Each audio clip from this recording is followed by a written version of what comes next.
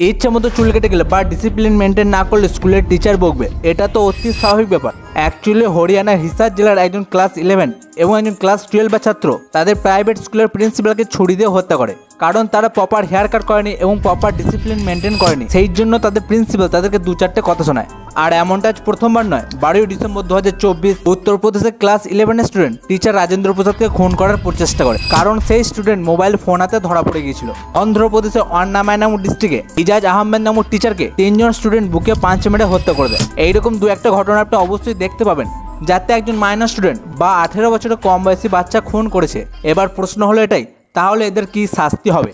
সবার প্রথম বলি, মাইনর ব্যক্তি যদি কোনো ক্রাইম করে তাহলে তাদের শাস্তি অ্যাডাল্টদের মতো হবে না, বরং তাদেরকে জুভেনাইল জাস্টিস অ্যাক্ট 2015-এর আওতায় ফেলা হবে। যে অ্যাক্টের মেন লক্ষ্য মাইনরদের শাস্তি দেওয়া নয়, বরং তাদেরকে সংশোধন করা। যেমন ধরুন কেউ চুরি ডাকাতি কিংবা কাউকে ছুরি দিয়ে গুরুতর আহত করলো, তাহলে সেই বাচ্চাকে জুভেনাইল হোমে পাঠানো হবে তাদেরকে সংশোধন করা এবং পরামর্শ দানের জন্য।